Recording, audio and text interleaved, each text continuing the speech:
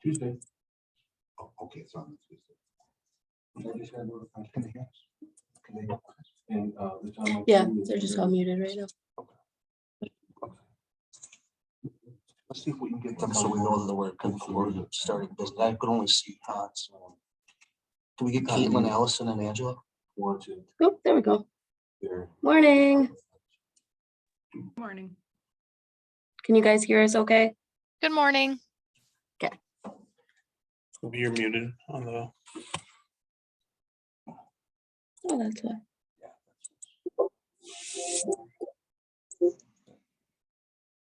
Morning, folks. Let's call the meeting to order here today. Start with roll call. Jeff Mann. Mike Elder. Bill Topol. John Motts. Adam Dorn. Angie Surwa, DHS.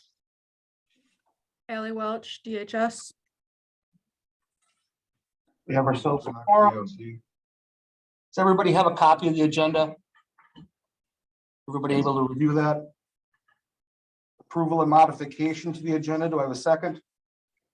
Second. Well, to approve. To approve it. Do I have a second? Second. All in favor, say aye. Aye.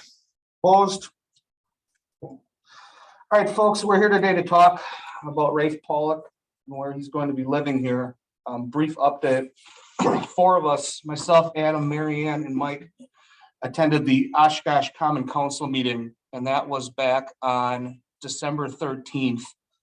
And at that hearing, we went before the council requesting to approve the residency requirements from 2 on up to potentially up to 11.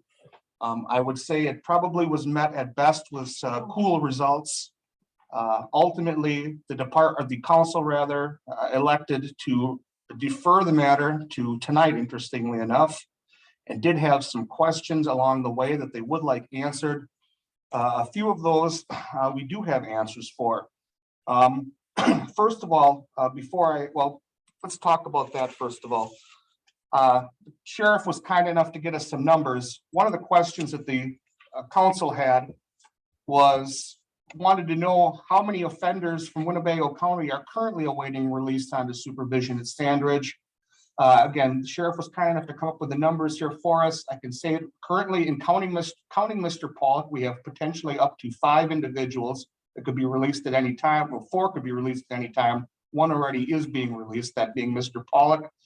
Of those 5, including Mr. Pollock, 4 of them are from Oshkosh, the city of Oshkosh. 1 is from Nina. Mr. Pollock, incidentally, is also from the city of Oshkosh. So I guess in answer to the council's question, we currently we're waiting 5 pending. 1 has actually been ordered release, Mr. Pollock, and again, 4 from the city of Oshkosh. 1 is from the Nina, rather. Other concern they had was, are there any other residences suitable for Mr. Pollock at this time? Adam, I believe, was kind enough to work on an exhibit, perhaps. Do you have any information for us? Yeah. Adam? So I provided a map detailing the GIS buffers that we have been established and maintaining for a while. In addition to that, I identified areas that had incompatible land use or other restrictions where housing cannot be placed. To identify some of the policy direction that we've been pursuing at the county, I identified all properties that were within all parcels that were within 1,500 feet of a residential parcel, to illustrate how this particular subject site is the most appropriate in the county.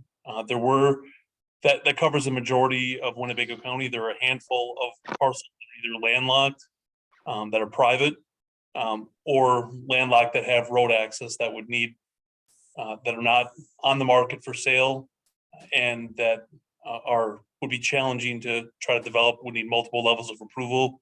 We do not have any authorization to pursue anything like that at this time.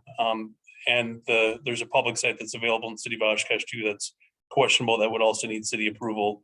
the conclusion is that the existing site that we're looking at is the most appropriate site, as it has a substantial buffer, not only against the statutory requirements, but all the requirements that that exist by statute, but also it protects residents, that there's no residents within 1,500 feet and is an appropriate site. And that's what we'll be conveying to the council. So forgive me for being obtuse, Adam, but I know they're gonna ask this question. I just want to Yep. make sure we're all clear.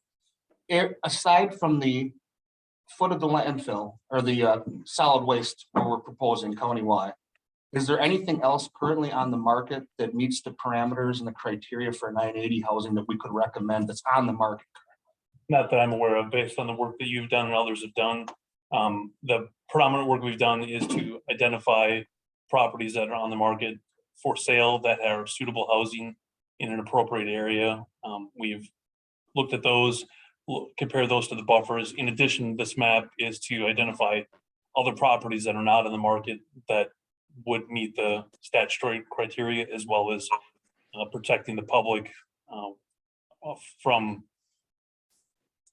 making sure that there's a buffer away from residential properties. Because if the county's investing money in this particular site because it's a long-term investment and there can't be an incompatible use that will come up in the future that would negate the public's investment. Thank you.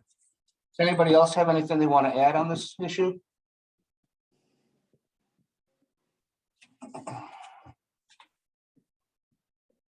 So maybe I want to ask a question. So tonight they're having a city council meeting. You're going to explain as many answers as possible to their questions, and are they going to be considering taking action on approving something? That's my intention. My guess is that they had indicated that once they had a full, picture of what was being requested here and kind of had a little bit better grasp of it, that they were going to take action tonight. But those are the specific questions that came out of the last meeting. They wanted to know what else options were available, if any. Again, and then they wanted to know a little bit of a breakdown of the current offenders we're seeking and how many of those are actually from the city of Oshkosh. Because the biggest sticking point at the last one was there was this belief, at least by the Common Council, that the city of Oshkosh is taking on an uneven or disproportional brunt of the offenders for Winnebago County. And I think when you look at the numbers, that actually isn't true. Who can I just ask? Does anybody plan on being there tonight? Obviously, I know Adam, you'll be there. Yep. I'll be there. Mary Ann will be there. Mike, awesome. John, awesome. All right, fantastic. All right. Does anybody else want to talk about anything else before we talk about discussions potentially for next agenda? I guess I got a question again. Sure. Sorry. So after tonight, if they approve it, then next steps are. We're going out for bid. Going out for bid, and I think last time Mary Ann talked about where's the legal situation with the courts and this guy getting out. Like what's We have a hearing coming up in February. And the Judge Jorgensen had scheduled, and he's going to want to see where we are with this project. Knock on wood, assuming, and it's a big assuming everything goes well tonight, that would be the response to him, because right now we don't have, we've reached out to a number of vendors. All of them are, many of them are willing to explore options, but again, as Adam indicated, we really don't have anything to offer them at the moment. So I think that's where we sit with that, and with the answer we would give to Judge Jorgensen again, and that we've met as a group. Again, discussed Adam's findings, went before the Common Council and got that residency expanded, hopefully. So it's a status Yes, hearing. that's exactly what it is. And the judge isn't saying we have to do something by X time or. He didn't give us a specific set of instructions, but I think this is kind of uncharted territory for the court too. And he's just kind of trying to figure out how to proceed here. I will tell you that I do have some concerns. I guess you hate to predict, what anybody's going to do, especially if it's not accurate. But that being said, I don't know if necessarily the court's inclined to fine and levy a fine. But I think there is going to come a point in time he could potentially give us a hardline date here and probably want to know some drop dead dates on when things are going to get done. Because I don't think that leaving this open as it is, I think John Jorgens is probably going to want to take some type of action definitive at some point.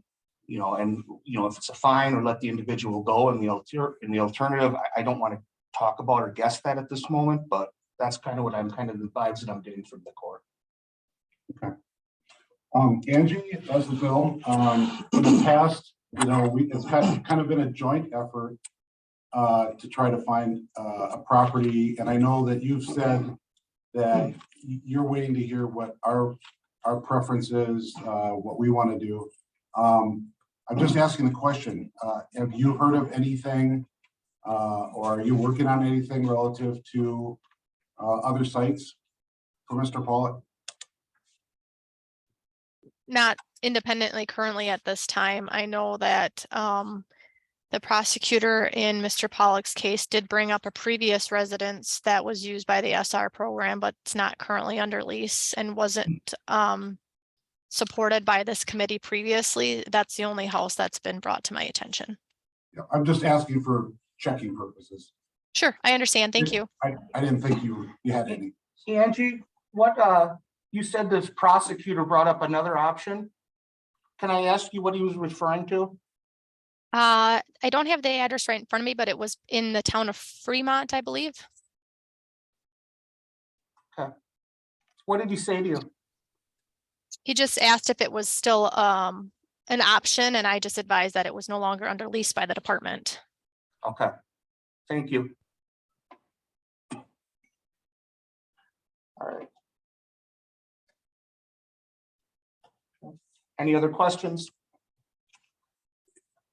Discussions, items for next agenda. I'm probably inclined to believe that a lot of it's going to revolve around what happens tonight. Is there anything else anybody would like to know or look into before then? Okay. Yes, I bring a motion then to adjourn. Do I have a second? Second. Everybody in agreement, say aye. Hi. Opposed? Opposed? All right, thanks, folks. Have a Actually, good rest of your day. do we want to set the next meeting or should I? Yeah, just figure it out. We'll do that. I'll figure it out and we'll send some out. Thanks, Okay, folks. sounds good. Thank you.